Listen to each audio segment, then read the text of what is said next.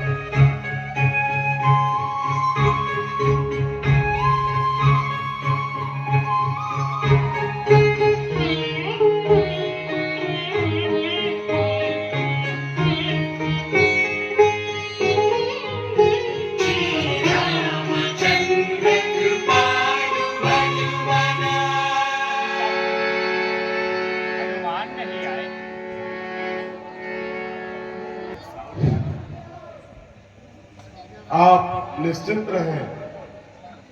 देखो, लगता है हनुमान जी आ गए। हाँ भैया। राम भगवान। हे हनुमान जी, बताओ क्या खबर ले आए? हे भगवान,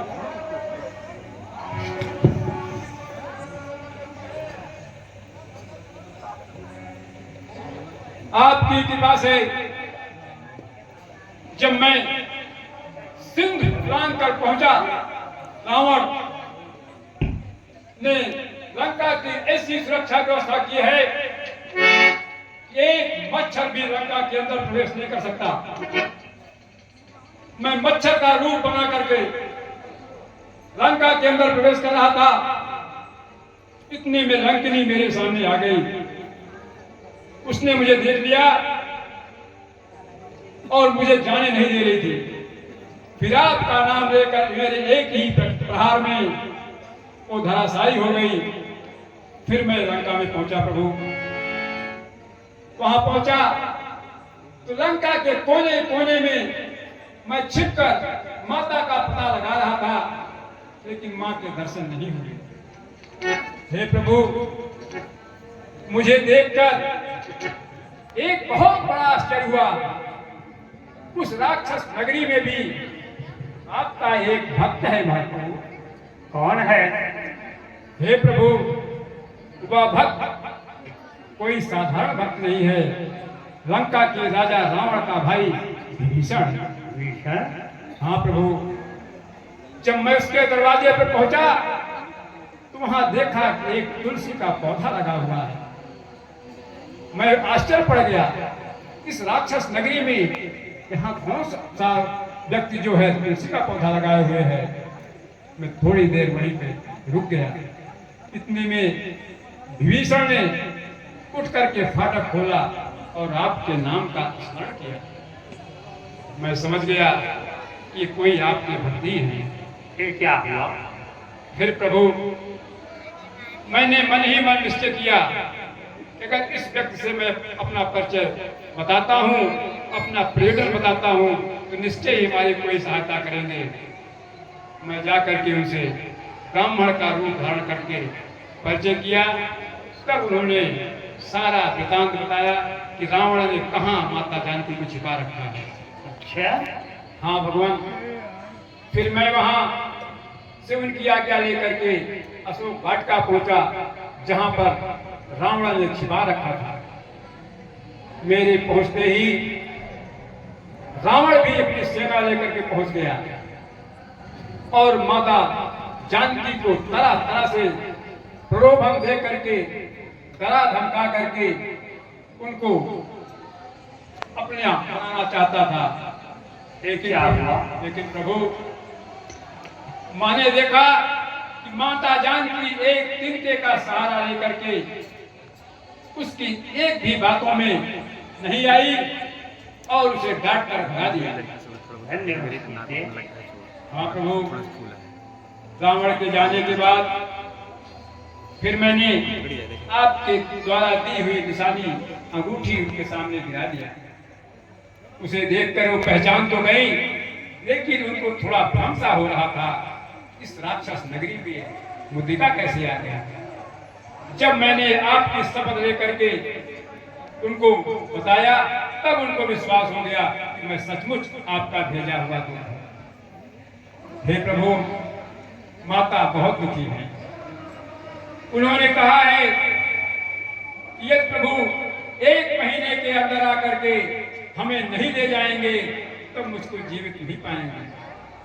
चलते चलते मेरिया कहा मुझसे, सब मेरी व्यथा सुना देना, छोड़ा था जो बाण जनता पर उसकी भी याद दिला देना। अपराध हुआ है क्या मुझसे, जो मुझे बिसारे बैठे हैं, वे प्रण पार कहला कर भी क्यों अपना प्रण हारे बैठे हैं। दिन रात काल के मुख में हूँ, पर प्राण नहाए निकलते हैं। दर्शन के प्यासे नैना बस जीवन को रोके रखते हैं। सुध नहीं महीने भर मेरी, रघुराई ने आकर मेरी, तो यह तन तज आत्मा लौटेगी उन चरणों में जाकर मेरी।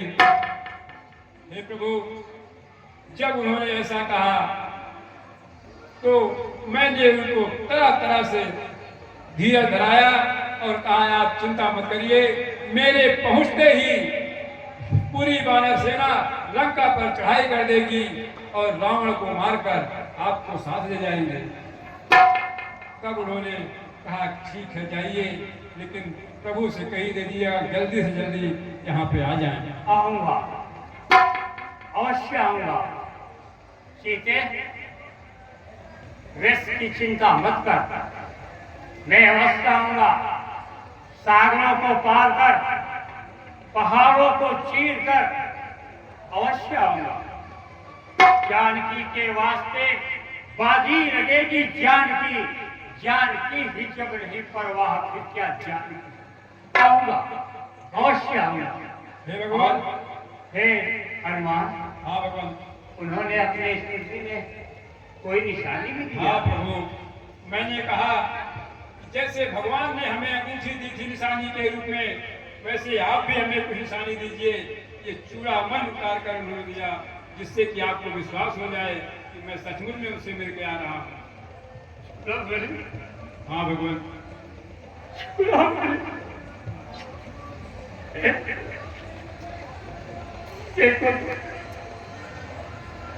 ये भी और में कांतिहीन हो रहे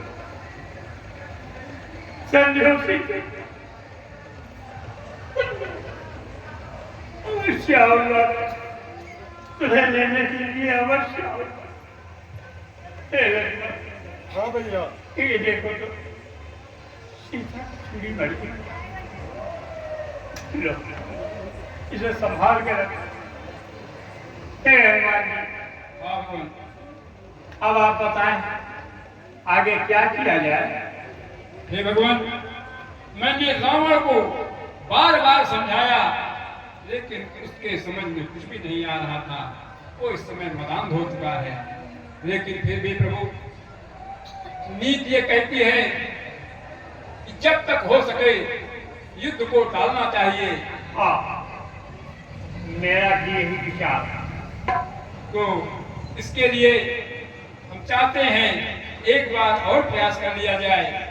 हमारे बीच में युवराज अंगद जी हैं, अगर इन्हें भेज करके रावण को समझाने का प्रयास किया जाए, अगर समझ में आ गया तो हो सकता है युद्ध टल जाए। क्योंकि युद्ध होता है तो बहुत धन जन की हानि होती है प्रभु। हे हनुमान। हाँ भगवान। अंगद तो अभी बालक, हम इन्हें कैसे भेज सकते हैं? हे भगवान, इसकी चिंता आप न करें। युवराज अंगद महाराज बाली के पुत्र हैं। बाली के समान इनके भी अंदर ताकत है, इसलिए आप जरा भी संकोच न करें। आप इन्हें जाने की आज्ञा दें। परंतु मैंने तो इन्हें पुत्र समान समझा। भगवान, आपने अपने इस दास को अपने पुत्र समान समझा है, तो हे भगवान, मेरी आपसे विनती है, मेरी आपसे प्रार्थना है कि अपने इस दास को एक मौका देकर उसका जीवन धन्य करें। भगवान, मैं आपके विचारों को लेकर लंकापति रावण के दरबार में जाऊंगा और उसे समझाऊंगा कि वो आपसे संधि कर ले और माता सीता को आपके चरणों में अर्पित करे। हे अंगद, भगवान, यदि आपका ऐसा उत्साह है तो जाओ, जाओ, विजयी हो। जैसी आज्ञा भगवान, मुझे अपना आशीर्वाद प्रदान करें। जाओ अंगद, जाओ पुत्र अंगद। जय श्री राम। जय श्री राम।